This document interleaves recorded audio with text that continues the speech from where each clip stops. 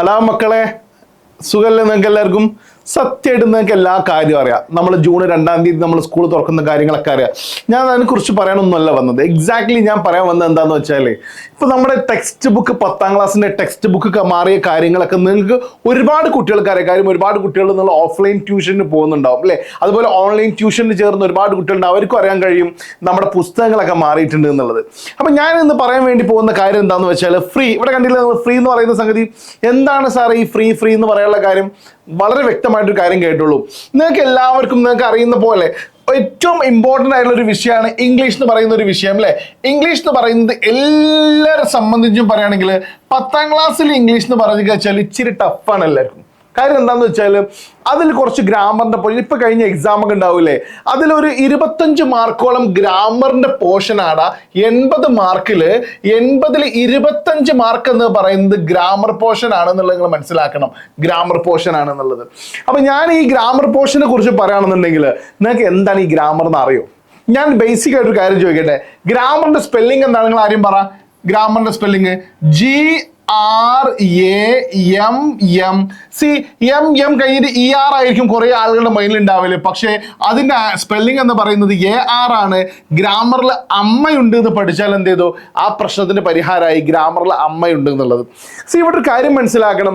ഈ ഗ്രാമറിൻ്റെ സ്പെല്ലിംഗ് പോലും നമ്മൾ കറക്റ്റ് മനസ്സിലാക്കാൻ പറ്റണില്ലെങ്കിൽ, നിങ്ങൾ ആലോചിച്ചൊക്കെ എത്രയോ ആളുകൾക്ക് മിസ്റ്റേക്ക് ഉണ്ടാവും. ER ആണ് സാറേ, അല്ലെങ്കിൽ ഒരു ML ഉള്ളൂ, അങ്ങനെ ഡൗട്ടുള്ള ആളുകൾ ഉണ്ടാവും. അല്ല, 2 കഴിഞ്ഞിട്ട് പിന്നെ A ആണ് ഗ്രാമർ എന്ന് പറയുന്നതിൻ്റെ സ്പെല്ലിംഗ്. അപ്പൊ ഇംഗ്ലീഷിന്റെ ഗ്രാമർ എന്ന് പറയുന്ന സംഗതി നിങ്ങൾക്ക് പക്ക സെറ്റ് ആവാൻ റെഡി ആവണം എന്നുണ്ടെങ്കിൽ അങ്ങനെ ബേസിക് ആയിട്ടുള്ള കുറച്ച് കാര്യങ്ങളുണ്ട്. അത് നിങ്ങൾക്ക് അറിഞ്ഞേ പറ്റൂ അല്ലേ? നിങ്ങൾ അറിഞ്ഞേ പറ്റൂ. എന്താണ് സാറേ ഈ ബേസിക് ആയിട്ടുള്ള കാര്യങ്ങൾ എന്താണെന്ന് ചോദിച്ചാൽ, എടാ ഇതാണ് ബേസിക് അല്ലേ? ഇതൊന്നും അറിയാണ്ട് നിങ്ങൾക്ക് എങ്ങനെ ഇംഗ്ലീഷ് ഗ്രാമർ പഠിക്കാൻ സാധിക്കും? ഒട്ടും സാധിക്കൂല. കുറച്ച് കാര്യങ്ങളുണ്ട്. ഇത്രയും കാര്യങ്ങൾ നിങ്ങൾ പഠിക്കല്ലാണ്ട് വേറെ ഒരു ഓപ്ഷനും ഇല്ല.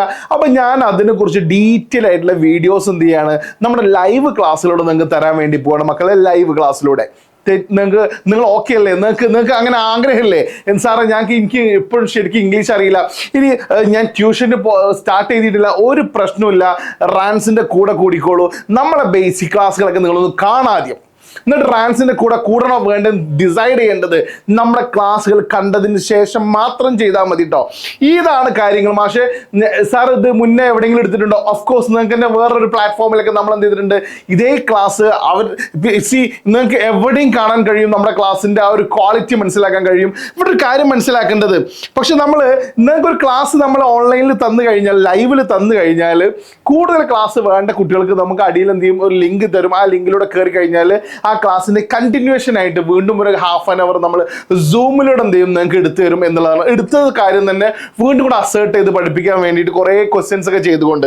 അപ്പൊ എന്താണ് സാറേ ഇതൊന്നും അറിയാണ്ടെന്ന് പറഞ്ഞില്ല? എന്തൊക്കെയാണ് ആ കാര്യങ്ങൾ?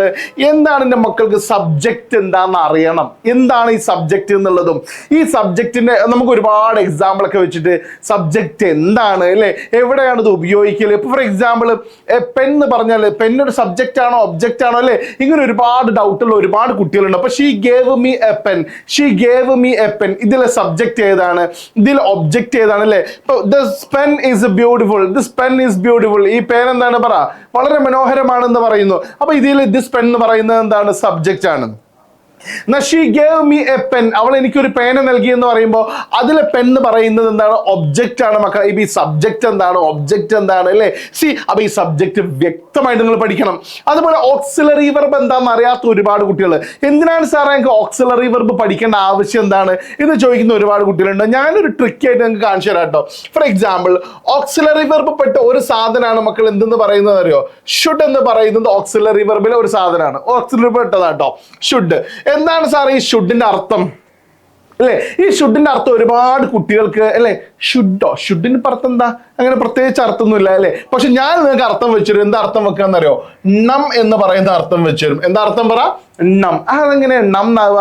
നോക്കൂ, ഒരു എക്സാമ്പിൾ നോക്കിക്കോളൂ. I should go. ഈ ഗോന്റെ അർത്ഥം എന്താ മക്കളെ? പോവുക അല്ലെ? അപ്പൊ I should go എന്ന് പറഞ്ഞ അർത്ഥം എന്താണെന്നറിയോ? എനിക്ക് പോവണം എന്ന് പറയുന്ന അർത്ഥമാണ് എനിക്ക് പോവണം എന്ന്. ക്ലിയർ അല്ലേ? എനിക്ക് പോകണം. അപ്പൊ ഷുഡ് പറഞ്ഞാൽ ഇടണം. നോക്കൂ, ഐ ഷുഡ് പ്ലേ എന്ന് പറയുന്നത് എന്താ? എനിക്ക് കളിക്കണം അല്ലെ?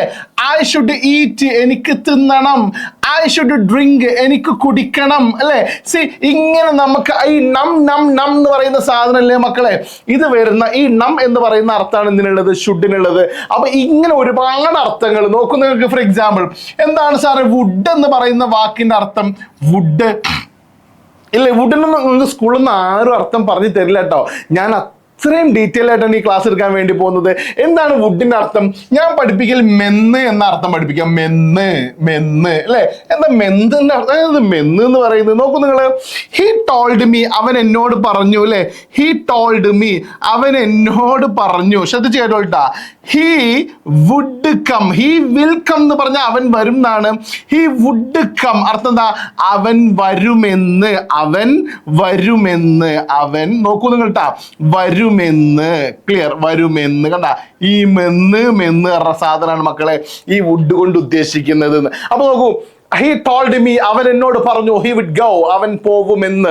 he would eat, അവൻ തിന്നുമെന്ന്. he would jump, അവൻ ചാടുമെന്ന്. കണ്ട, ഈ മെന്ന് മെന്ന് എന്ന് പറയുന്ന അർത്ഥമാണ് എന്തിനുള്ളത്? വുഡിനുള്ളത്. സി, അപ്പൊ നമുക്ക് 24 ഓക്സിലറി വെർബ് പഠിക്കണം, അതിന്റെ അർത്ഥങ്ങൾ പഠിക്കണം, അതെങ്ങനെ ഉപയോഗിക്കുക എന്നുള്ളത് പഠിക്കണം. വേണ്ടടാ, നിങ്ങൾക്ക് പഠിക്കണ്ടേ ഇല്ല? എത്ര ഈസി ആയിട്ട് മനോഹരമായിട്ട് പഠിപ്പിച്ചു തരാൻ ഞാൻ ഓക്സിലറി വെർബിനെ കുറിച്ചൊരു ക്ലാസ് ഞാൻ ചെയ്യുന്നുണ്ട്. വേർബ് എന്താണ്, എന്താണ് ഇപ്പോഴും വെർബ് എന്താന്ന് പല ആളുകൾക്കും അറിയില്ല. കുറെ ആളുകൾ വിചാരം വെർബ് എന്ന് പറഞ്ഞാൽ ഒരു ശബ്ദമാണെന്നാണ്. അല്ല, അതൊരു ആക്ഷനാണ്. അപ്പൊ നിങ്ങൾ മനസ്സിലാക്കിയിട്ടുണ്ടാവും, ആക്ഷൻ എന്ന് പറഞ്ഞാൽ ഒരു പ്രവൃത്തിയല്ലേ. ഇപ്പൊ നമ്മൾ തിന്നുക, കുടിക്കുക എന്നൊക്കെ പറഞ്ഞാൽ ഒരു പ്രവൃത്തിയല്ലേ. സാർ മണക്കുക എന്ന് പറഞ്ഞാലല്ലേ, മണക്കുക അല്ലെങ്കിൽ കേൾക്കുക, അതിലിപ്പോ ഒരു പ്രത്യേകിച്ച് പ്രവൃത്തി ഒന്നും ഇല്ലല്ലോ അല്ലേ? നമ്മൾ എക്സ്പീരിയൻസ് ചെയ്യുന്ന ഒരു സാധനമല്ലേ അത്, ഇല്ലേ? അതെങ്ങനെ സാറേ ഒരു വെർബാവില്ല? അതും ഒരു വെർബാണ്. അപ്പൊ വെർബ് എന്ന് പറഞ്ഞാൽ നോട്ട് ഓൺലി ഇൻ ആക്ഷൻ, ഒരു ആക്ഷൻ മാത്രമല്ല, ബട്ട് ഓൾസോ ആൻ എക്സ്പീരിയൻസ്.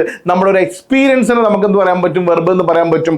മറ്റൊന്നും കേട്ടോളൂ, ഹി ഈസ് എ ടീച്ചർ, അവനൊരു ടീച്ചർ ആകുന്നു. ഇപ്പൊ ഹി എന്ന് പറഞ്ഞാൽ നമുക്കറിയാൻ പറ്റും അതൊരു സബ്ജക്റ്റ് ആണ്. ഞാൻ പഠിപ്പിച്ചിട്ടില്ല, ഞാൻ പഠിപ്പിക്കാം. ഹി ഒരു സബ്ജക്ട് പൊസിഷൻ ആണ്.